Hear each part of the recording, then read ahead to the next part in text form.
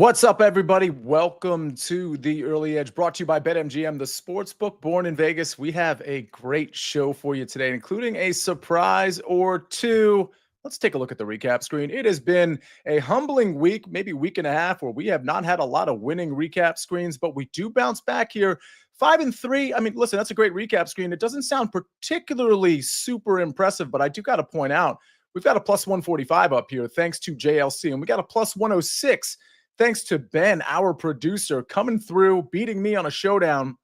My plus 145 loses on the last hole, so that one could have gone either way. But either way, we'll take 5-3. We'll take a couple of plus money plays with those 5 wins.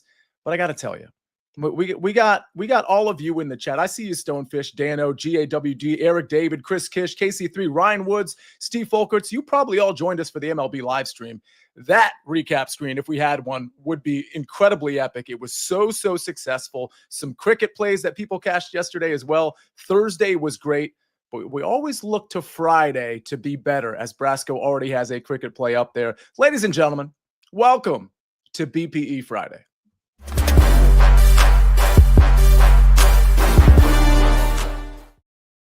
Woo! Watch out, microphone! You can't handle this, microphone! What is happening?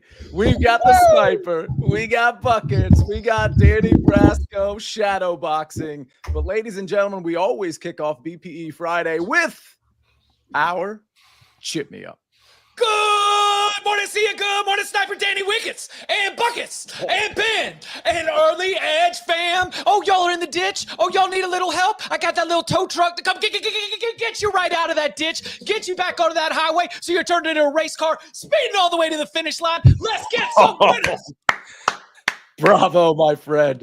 There you have it. Your espresso, your black coffee. You got to love it every single time. We've got Chip Patterson delivering right off the bat for your Friday morning. But I do want to say one other thing. Last week, if you recall, we had this crew here and we were talking about buckets, and somebody might have put it in the chat, like, how long do you think you guys could to last on Survivor? I think it was Buckets who did that. Okay, Buckets did that. And we had some fun with that. And Buckets, like he usually does, said, oh, no, I actually want to find out how long I'm going to be there. He tweeted out a 3-minute video, and it's on his Twitter right now. You should probably pin that to your profile for the next few days so people know where to get it. But I will say this, Buckets, we have a little bit of a surprise. We're going to play a few seconds of that video right here, right now. Is that okay with you, Buckets? Let's do it. All right, Ben, let's do it. I think that I would be a great Survivor contestant for a multitude of reasons, right? I do absolutely zero planning in any capacity. My whole life motto has been just wing it, just wing it. I'm out here going off vibes. I'm trying to have fun. I'm doing absolutely zero planning in anything I do. And sometimes it's great, sometimes it's not so great. Sometimes I get lost in the forest overnight with Freya and we're gone for 18 hours, not sure if we're gonna get out alive. Got dog food, an apple, one more bottle of water, a pair of nunchucks for hunting, and 2 Rice Krispie Squares. Feeling pretty good about our chances of survival out here. But also, at first this was a bit, it's becoming less of a bit because we're very far from our car, but we'll figure it out eventually. Other times it leads me on flights to go to places like Tokyo, where I'm watching incredible rave shows and going to different concerts. AC Milan, double champ! At first it was a bit, but it's becoming less and less of a bit, says Buckets, as he's lost in the forest. Sniper, your reaction? Yeah, 2 things. Number one, he obviously has no idea what the show is actually about. They don't like throw you out in the middle of nowhere just to see if you survive. Number 2, honestly, if his whole video is like that, there is a decent chance they'll ask him to actually interview to be on the show. Legitimately. Yes. They just want like unique people who will show their personalities and will be a fun cast member to interact with other people. And they could totally get that if there's 3 minutes of like that. So I would not fall out of my chair, my sniping chair, if he's all of a sudden in like a week or two, like, hey, they've contacted me and I have a follow-up interview. I mean, I will say this, all 3 minutes are like that. And again, for those Yeah. that missed the video, Buckets, pin that to your profile. I mean, a lot of us retweeted it and whatnot, but that was like, 4 or 5 days ago. So you need to catch that video. Brasco, your reaction before we get to some picks. Rice Krispies and nunchucks. He says he does no preparation. What else do you need? And a German Shepherd in the woods. Yeah. I think Buckets is a lock to win the competition. He's the odds-on favorite. But like Snyper said, shows like Alone on the History Channel, I watch those. Like, you could easily be a personality that fits in there, because I want to watch Buckets figure it out with those tools in hand. I'm a viewer for sure. Chip, you want to watch Buckets figure it out? I told him immediately. I was privileged enough to get an early look at this breakdown. And Sniper, I'm right there with you. I think he's got a very good chance to at least make it into those serious rounds of interviews to be able to get there. Now the problem is, eventually they have you meet with a psychiatrist and make sure that you're mentally there. That might be the big speed bump. Yeah, then all of a sudden liability comes into consideration for our great Paramount overlords. That's true, by the way. And Sniper, I know you know that's true, but even for game shows, like sometimes you have to consult because there's certain pressures and anxiety-inducing things. Like you have therapists, psychologists that have to kind of screen you a little bit. So Buckets, don't worry, we're going to coach you through that, no problem. What I can't coach you through, however, is some soccer play. So why don't you kick us off with some picks? Absolutely. And if this helps kind of put everyone at ease about the psychiatrist thing, for the last week straight, I've been practicing eating tree bark. I'm having a little bit more every single day to prep for this. So I think I'm going to be fine. But that gutsing will be fine. Not at ease. It's not been a fun week, but that's all right. Let's talk about something that matters more than my chances on Survivor. Let's talk about the German Bundesliga and the relegation race right now that is happening this afternoon. We have all done this before, and I'm guilty of it myself. When you're talking about a game or a team or a player, and you go, this is a must-win match for them, and then they lose, and the next day you go, well, it's fine that they lost because this next one is the must-win match. And then 4 games later, you're like, maybe that game really didn't matter too much. However, the matchup between Heidenheim and Bochum this afternoon is a must-win match for Bochum, because if they do not win this match, they have no chance of surviving relegation. If they beat Heidenheim, there is a chance they get to stay in the Bundesliga. If they lose to Heidenheim, bye-bye. Enjoy the Fine Bundesliga. So I've got 2 bets for the exact same fixture here. I am taking Bochum to score in the first half at +110. And I'm also taking Bochum to score in the second half at -120. I'm taking them to score in both halves. And as long as we hit one, we're mostly even on this line. And I'm doing this because they're going to need at least 2 goals if they actually want to win against Heidenheim, because they have the second worst defense in the entirety of Germany right now. It is going to take multiple goals, which Bochum is capable of doing, especially with their backs pressed against the wall like this. Expect a very bizarre game, but I think we see a lot of goals here. For our second best bet, I guess our third best bet, we go to the EPL and a matchup between Manchester City and Wolves taking place at 3 p.m. Eastern this afternoon. I know Manchester City, big name, big lights, big whatever you want to say, the better team here that probably should win. But there's only a single team in the Premier League out of the 20 teams participating that have now won their last 5 Premier League games straight. And that is the wandering Wolverhamptons. That is the Wolves. They are the best team in recent form going back for the last month and a half, which means even if they're not good enough to win and continue that streak, they're sure as hell good enough to give us a goal here. Both teams to score at -130 is my best bet, not only for this fixture, but for the entire day, because Man City is better, but not in good enough form to stop the Wolves from scoring. All right. You bring in the Wolf. Absolutely love that. Name the reference if you know where I just went with that. It's a little bit dated. I might have missed a birthday in the chat. I'm gonna have to scroll up. If it's somebody's birthday, somebody let me know. Oh, hey, Sia, can I get a shout for my daughter's 12th birthday? Reagan Marie, or is it Regan Marie? See, I never know there. I think it's Reagan Marie. So correct me if I'm wrong, Aaron. We'll go with the other pronunciation, but happy birthday, Reagan Marie. Very, very happy 12th birthday. Love to see it. All right, we got everybody in the chat. Pulp Fiction, says Joe Neuenfeld. That is the correct answer. See, we love the references. We love the pop culture references. Danny Brasco, did you know that one? I did. I'm a huge Quentin Tarantino guy. I love all his movies, so I did catch that one. But the chat is always pretty sharp with it. Sia's dropping references left and right, all different eras, different genres, and chat always catches it. So yeah, I like to this see is the little nuggets. Like I want to do that a little bit more, but we just have so many picks to get through. The little nuggets that we drop in that the chat picks up on are pretty great. Okay, let's go to another pick. Chip Patterson. It's really funny because you don't always submit your pick the night before. But oh god, is this 2 weeks in a row?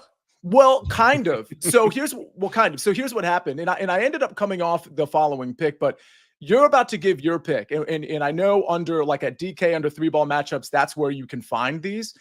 I was actually going to fade Matt Kuchar, and everybody will find out what I'm talking about in a second, with a different guy. The other guy that you could have taken. And then for whatever reason, I just decided to come off it. It's probably a bad play by me. Maybe at the end of the show, I'll just end up, after listening to your pick, maybe I'll just end up putting it in and I'll have 2 plays instead of 1. But it's funny because I literally was zeroed in on that's 2 weeks in a row. I know last week when that happened, it was a push. Let's try to get a win. What's your pick?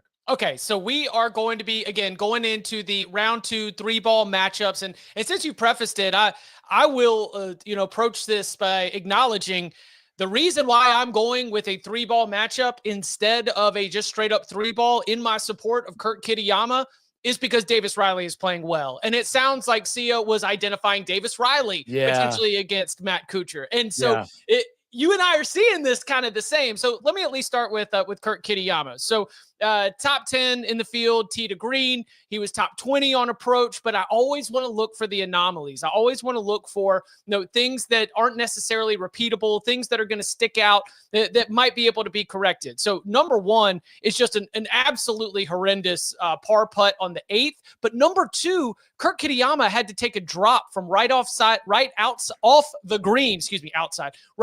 the green on the 18th hole. That was a par 5. His second shot had put him in position to be able to go and get a score, but having to take that drop, having to take that extra stroke, he ends up having to settle for a par. So this was, in the first round for Kurt Kitayama, a 5 under 66 that with a few things going differently, he could have been 7 under. He could have shot a 64. That's because the ball striking is in such sharp form. For Matt Kuchar specifically, very, very average round. Like literally field average round. He gave us 3 birdies. He gave us 1 bogey. It was just an absolute par train. I've got so much more faith in Kurt Kitayama being able to push it deep. What I see for Kuchar is choo-choo. The par train continues. I imagine he hangs right around 69, 70. I think Kurt Kitayama can get down into the 60s again, given his form and the soft scoring conditions.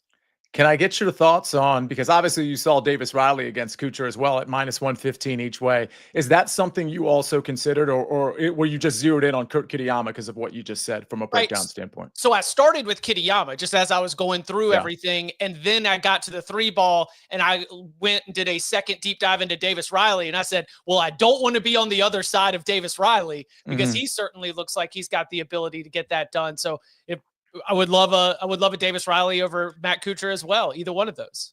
Very, very interesting. I don't know. Maybe I'll modify my picks and give out 2. I've been a little cold with the round matchups. I lost. Granted, it was a 3-ball yesterday at +145. It came down to the last hole, so it wasn't a disaster by any means. But last week, my round matchups weren't very good. So I have been, I'm just going to be honest, a little tentative, especially at a course like this. When you get to a birdie fest, the analysis becomes a little bit different because you see some of these more poor golfers, if you will, able to succeed. And so that's why at a course like this, relative to maybe the next few weeks, I'm a little tentative. All right, we got to get to some SportsLine picks. But first, I want to tell you about a BetMGM no sweat token. BetMGM account holders will receive a no sweat token to apply to any bet on any sport. Receive bonus bets back if your bet loses, only at BetMGM. BetMGM account holders will also receive an MLB home run boost token. To use that token, add a MLB home run bet and activate the token. Then get extra winnings if your player hits a home run.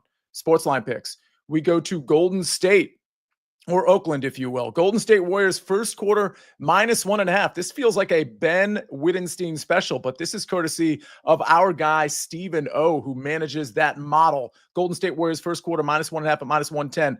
And then we go to the St. Louis Blues money line, -102. It looks like this line is on the move. It's courtesy of Bruce Marshall. He put it in SportsLine some time ago. I think it's up to like -115, -118, something in that range. Certainly still bettable there, I'm sure, in terms of what Bruce Marshall would do there. All right, we got to get to my golf pick. Sniper, we got to get to your picks. We got to get to Danny's UFC picks. Danny, what you got?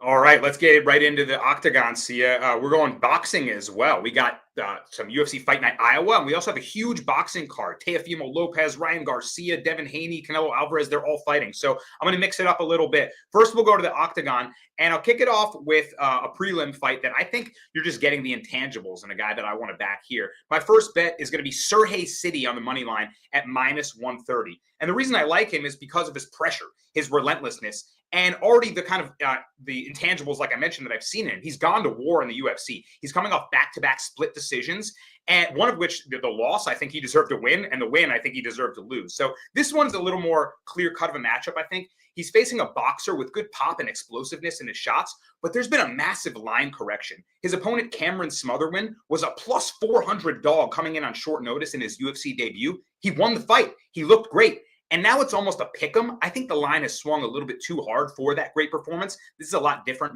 matchup and opponent. And I've seen Smotherman break to pressure before. City's coming all 3 rounds. He's not getting put away, and he's going to be in your face. So I like him to do more in this fight and just keep the pressure on, win out on the judges' scorecards most likely, or maybe find a late finish.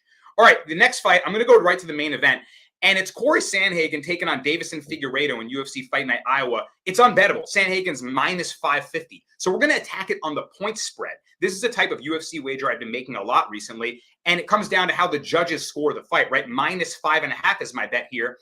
And we're going to need the judges to give us a 49-46 score, meaning Corey's got to win more than just one round on all 3 judges' cards, right? You combine it up, and that would only be 3 if you won 48-47. So he wins a dominant decision. You cover this bet. But really, guys, I normally come in and give +200 to -140 range. I'm going with the chalk bomb here because I don't see how Davison Figueiredo competes even with Corey in this matchup. I think Corey has all the right tools to defeat him. His speed, his footwork, his agility, and his diverse attack from the outside. He's just going to be feinting and moving and hitting him with trickeration that Figgy's going to be guessing all fight. And I think he's going to freeze him with feints. He's going to be kind of stuck and behind the 8 ball in terms of volume and output. So Corey, I think the way he mixes it up to all levels, he can mix in his wrestling too. I just don't think Figueiredo, who's 37 right now in an explosive bantamweight division, is going to be able to hang with the elites like Corey. So give me Corey Sandhagen to just win every round, dominate this fight. And I don't mind laying 2 units on a -190 and just thank you very much. And finally, guys, we're going to combine it with my favorite boxing bout of the night. I'm going to go Corey Sandhagen money line. Told you why I like him in his matchup. I'm going to combine that with Teofimo Lopez, who's fighting Arnold Barboza Jr. in Times Square tonight, actually. So make sure you get this in, get both legs. I like Lopez because out of all the boxing matches this weekend, he's actually the most parlayable favorite. He's -250. Again, we're getting a chalk bomb at -149, but I'm looking for green check marks here, guys. And really, I think Lopez is being slept on. I think he should be -400, 500. His opponent is a really impressive 32-0, Arnold Barboza, but he's mostly a straight puncher. He gets it done down the middle.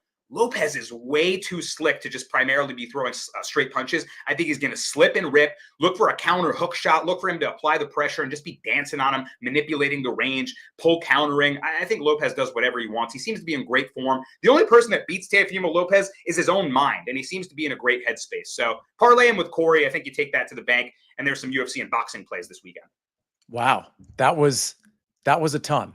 Thank you, Danny Brasco. A lot of stuff going on in the chat, and I'm going to get to it, but we do have to get to a break. So let's take a second, gather ourselves. We got a lot more picks to come, including Snyper. Maybe he's got some home run suggestions. He's got his bat just like Daniel Alistair Caffey, but I know he's got a couple of MLB picks. We're going to hear all about it right after this break. Right now, NorCal rivals go head-to-head. It's the USL on CBS Sports Network. Right now.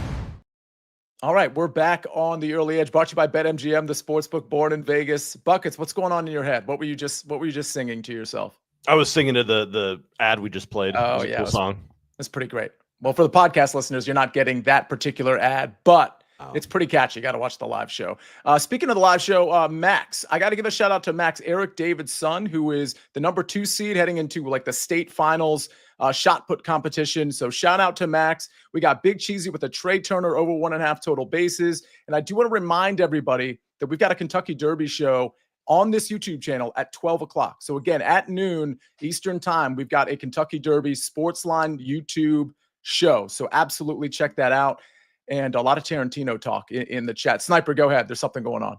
Yeah, I just laughed at CLE Cleveland fan saying, Sniper, sorry about your Pacers. Sorry about what? Advancing. Now they have to play the 1 seed, but that's a nothing to lose situation. When everybody thinks you're going to lose to the 1 seed, why would I be sad about that? So that was an interesting apology before the series even starts, because the team that has everything to lose is the Cavs. So that was a little chuckle out of me.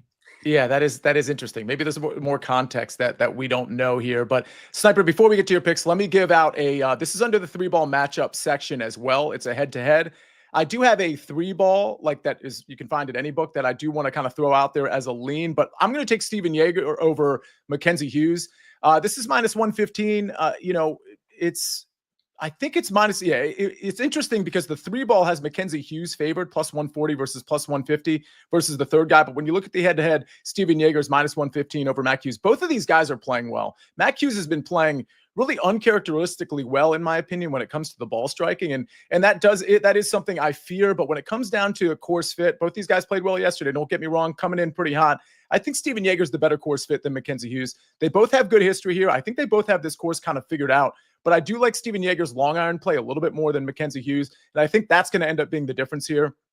Both of these guys, if you look at the without Scotty Scheffler market, by the way, are pretty low in terms of like their ability to win this thing, again, without Scotty Scheffler. So both of them getting respect. I came into this tournament liking Steven Yeager a little bit more than Mac Hughes. Both of them good yesterday. I'm going to go ahead and take advantage of this matchup, minus 115 over Mac Hughes. I think it's going to be tight, but I think Steven Yeager is going to pull this one out. And for the record, the lean I have was the Joel Damon 3-ball, which is one of the last 3 balls to go out. Hopefully they'll get the whole round in today. There are some thunderstorms that are about to come in, but it's Joel Damon over Harry Higgs and Shez Reavie. The only reason I didn't take it is because I thought the number should be a little bit better than plus 130.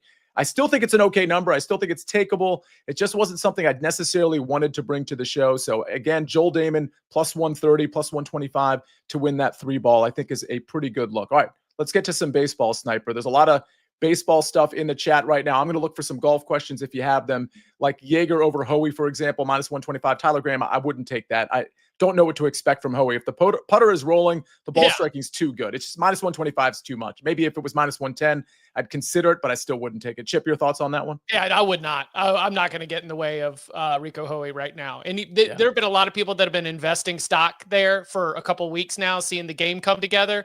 And so I'm not going to stand in front of that freight train looking for a regression this weekend. Not at a place where scoring is incredibly favorable. Yeah. Go ahead, Sniper. Let's get to some baseball. Okay, so everybody might recall that last week, I believe it was, I discussed that my dad had pointed out the White Sox and Rockies are both so bad. Why don't you just parlay the teams playing against them? And then also shout out to our live feed in baseball that we've done twice now. We were an hour and a half yesterday in the afternoon. One of the things that we have talked about multiple times is one way that you can get around the money line is always going to be huge. If you don't want to do the run line necessarily, you can look at starting pitcher to get the win. I'm going to have 2 plays in this exact same lane right here. So let's start with the White Sox hosting the Astros. First of all, the White Sox won in blowout fashion yesterday, so that just makes me feel that much better. The White Sox have now won 3 of their last 7. They won 8-0 yesterday. They're still the White Sox. They're still awful. Astros coming to town. Astros were off yesterday. The Astros have won 8 of the last 12. What do we think here? Looks like an Astros win by multiple runs. Well, the run line's minus 135. Their money line's minus 250. But Framber Valdez to get the win is minus 105. So let's zero in on that. We know Framber's a workhorse. He's going to go at least 5. He's probably going to go 6, maybe even 7, depending on how he looks. Astros are probably going to win the game. So I really like the number on that. We're going to stay again in a similar area, and we're going to go all the way out west of San Francisco, where we see the Rockies have now won 2 in a row somehow. 2 in a row. They were 4-25, sorry, and they've won 2 in a row now. That means they're going to lose. And they're probably even going to lose big because they're on the road. And the Giants have actually lost 3 straight. Bullpen just melted down last night. Uncharacteristic. Giants are going to bounce back right here. The run line, or the run line's minus 122. The money line's minus 285. And Robbie Ray to get a win. Robbie Ray's been great at home so far.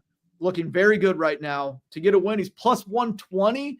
So we're going to go with Robbie Ray to get the W there. So I've got 2 wins against the 2 worst teams in the league. All right, we got Robbie Ray to get the W at plus 120. We got Framber Valdez in a bounce back spot. Big Cheesy says he likes that as well to get the win at minus 105. I got to give Big Cheesy a shout out because Sniper, when we were doing our MLB live stream, he was red hot fired. I got to say, everybody was. It seemed like with a couple of exceptions. I mean, I know I hit like the Cubs. People were hitting that at plus 360. I got it at like plus 105. Tickets. It was a lot of fun. Unbelievable. So we'll let you know when we're planning the next MLB live stream, but it will be right around the corner. Before we get out of here, I'm going to go around the horn to get some questions and comments. Chip, it looks like you have something. Yeah, it was just I was in for maybe the first like 25, 30 minutes, and it was like the most relatable conversation. Like, all right, do we want to get greedy and do we want to go like Cubs plus 190, 210? Or do we want to, just take the plus, 1.5 minus 110? And then sure enough, the Cubs flipped that thing. So it's just such a fun hang when y'all do the afternoon baseball and the conversation just among everybody. It's something where sitting in and watching it, like I had like the screen up here watching games. I had screen here with the stream going. It was an unbelievable experience. And I enjoyed it. Again, I hung out for 25, 30 minutes, enjoyed the sweats early. Then I had some chores to do, some other stuff to take care of. But I would recommend that. I do have a golf comment, but that's for later, unless you want to rip. Well, okay. Go ahead and do it now, actually. Okay. Are y'all going to do first early clicks on Sunday for the Series Championship? Yeah. So, for sure. Colin Morikawa has somebody new on the back. Oh, that's right. It's Joe Greiner. Mm-hmm. Joe Greiner was with Max Homa. They split, but it wasn't a bad feeling split. Like they are friends. And because Max has been struggling so much, they didn't want it to impact their friendship. Matt Minister, aka Rev, had health issues. So Justin Thomas, he had Joe Greiner on the bag for what? Oh yeah, that's right. His first win in like 2 to 3 years. Yeah, I hit that at 20-1 early wedge. Yeah, and now Joe Greiner's on the bag for Colin Morikawa as we go up to the Philadelphia Cricket Club for a relocated Wells Fargo, aka Truist Championship. I just throw me down for Sunday's early click on a little Joe Greiner vibes Colin Morikawa winner coming up next weekend. That show is at 1:00 on Sunday. It's a live betting show for the tournament that's going on right now, but we always take 10 or 15 minutes and just go through some early clicks, guys we like, Mike McClure, Jason Sobel, me, Patrick McDonald. It's actually, and Chip, I'm gonna drop your name. I absolutely love the Colin Morikawa look. It's going to be interesting to see what that number is at. Danny Brasco, I know there's some UFC stuff going on in the chat. Anything for you to respond to? I love that, by the way, Chip. That's almost like a corner man that I think just can speak and get through to the fighter's soul. I'm backing the corner man more than the fighter. So I love that angle. A couple questions in the chat. I saw one person commented that he didn't have access to bet that spread, that UFC spread bet, and it's not available on every book.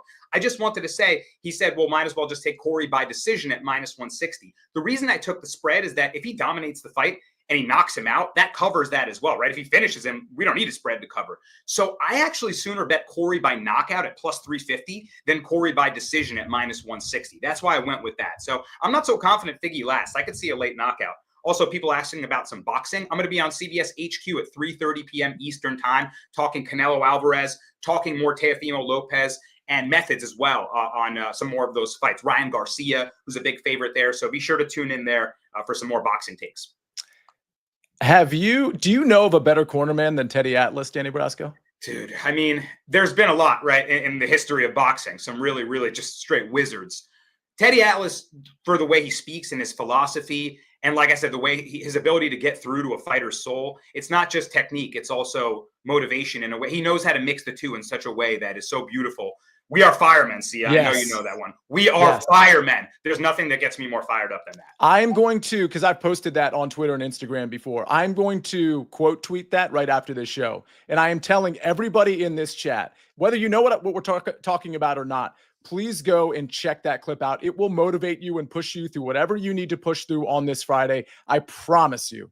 That We Are Firemen clip is incredible. It is epic. All right, Buckets. I don't know if you're familiar with the Teddy Atlas clip I'm talking about. Probably not. But is there any soccer that you need to address before we get to the recap screen? Couple things I want to address real quick. The first thing is that tomorrow at 11:40 p.m. I will be on CBS Network doing my first ever non-betting piece of content for CBS. I will be doing a English Championship and League One recap breaking down the last match day of some of those big English leagues if you want to check that out. Also, no soccer bets, but I am on Nationals versus Reds. Yes, a run in the first inning at -110. A Yerfie. A Yerfie.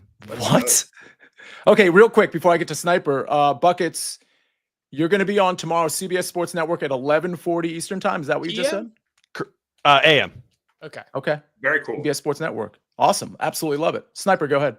Yeah, I neglected to mention it. Sorry. Someone said any home run picks today. I'm on Judge. Ryan Pepio on the mound for the Rays. He can be home run prone. He's allowed 8 in his last 5 starts.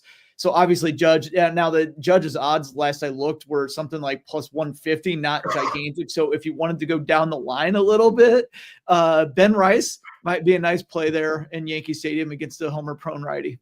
Rice is hot, and the short porch is Rice is for the taking. +150 Sniper? That's outrageous. It was, like 154 or something. That's insane. I know. Hey, Sniper, real quick. I don't know if we got to these, but Ed Anarumo says Tigers team total over 4.5 at +104. Any thoughts there? Yeah, I could see them not scoring that many. I definitely like them to win the game with Tariq Skubal on the mound, and the Angels offense is broken right now. So if anything, I might rather the Tigers run line and they could win 4-2 or 3-1 or something like that. Yeah. I don't know if I love them to go crazy offensively. I might find a way to get a Tigers like money line, maybe first 5 money line into my betting card today in terms of maybe a parlay piece. Last question before we get to the recap screen, and this is for Sniper. Got to go with Witt Jr., says Big Cheesy. Over 2.5 hits, runs, RBIs at +110. Your thoughts? You can never go wrong with Bobby Witt Jr. on the hits, run, RBIs, and they are in Baltimore against Dean Kramer, who has been brutal. So, yeah, I like it. And I think I talked about it on the live feed. The Royals really need to get some help for Witt Jr., and specifically I mentioned Vinny Pasquantino needs to get going. And remember, I said people jump on Vinny, and then I believe he had 4 RBI yesterday. So now that Vinny's going right behind Witt, maybe a little bit of a bump for Bobby Witt as well. Okay, last question. I do have to get to this. Lowdown 612 says Yankees going to tee off on Pepio. Any thoughts there? Yeah, I would be down with that. Like I said, he can be homer prone. There are times that he goes out and he throws really well, but I think this is a good spot for the Yankees offense. They just saw him about a week and a half ago or so. Quick turnaround there. They know what his stuff looks like. He can be homer prone. He can be gotten to. I could see that happening. Sniper, by the way, funny anecdote. UFC Kansas City was last week. Who was spotted in the crowd front row? Vinny Pasquantino. Oh, Vinny. Okay, so Vinny got the right UFC boost. All right. Yeah. One of the stars of our MLB live stream yesterday. Really, really good stuff. Chip, you're going to be happy to know that when we get to this recap screen, I have an addition. And when I say you're going to be happy to know, you might be unhappy to know when we find out in 8 hours it might lose here. But I'm adding Davis Riley over Matt Kuchar. So we are a full fade on Matt Kuchar. We'll see how it works out. And listen, I'm just looking at the numbers. Riley's been good. And Kuchar, with the ball striking in particular, has just not been good. He can get so hot with the short game.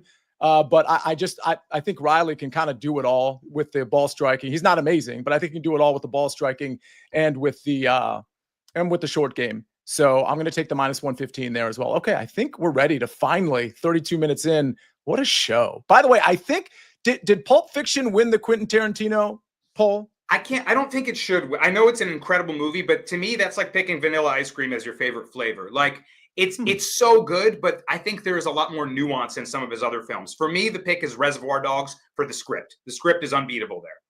So that's like Harvey, because we were talking about Harvey Keitel, the wolf earlier. Harvey Keitel putting Steve Buscemi in a body bag in the opening scene, talking about tipping waitresses. Like, that thing is just written like, mwah, it's beautiful. Exactly.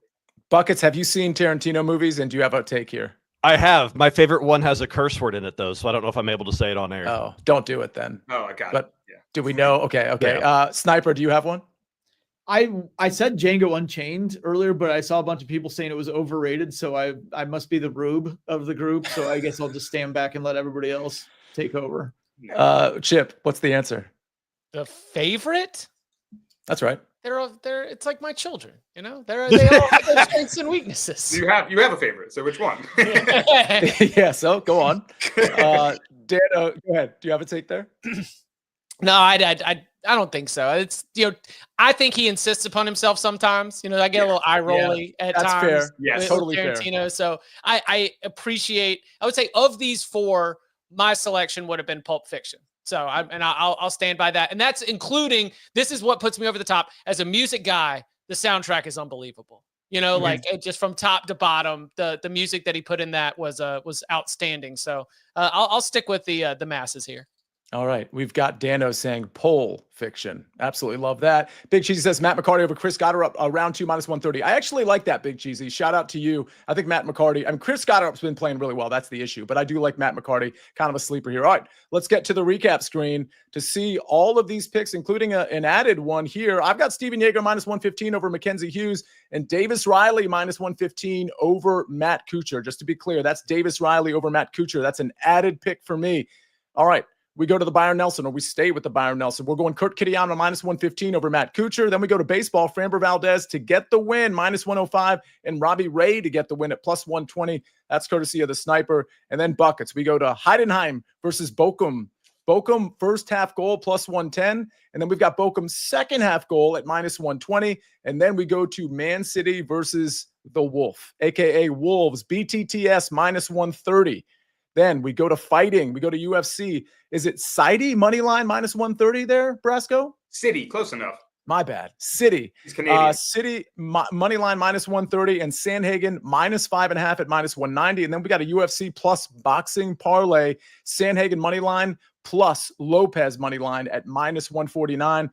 Well, we've got some more picks here. Golden State Warriors first quarter -1.5 at -110, courtesy of Stephen O. And the St. Louis Blues money line -102 from Bruce Marshall.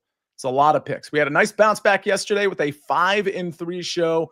We're going to try to keep the vibes high and the recap screens good on Monday. A lot of picks from earlier in the week, too, that we're going to have to add to the screen. Let's hope we have a good Friday and weekend. Don't forget about the Kentucky Derby show at 12 o'clock on the SportsLine YouTube channel. And everybody have a great Friday. On behalf of Chip Patterson, Matt Snyder, Buckets, Danny Brasco, and, of course, Ben on the 1s and 2s and 3s and 4s. Have a great Friday, everybody. We'll see you next time on The Early Edge. We rest our case.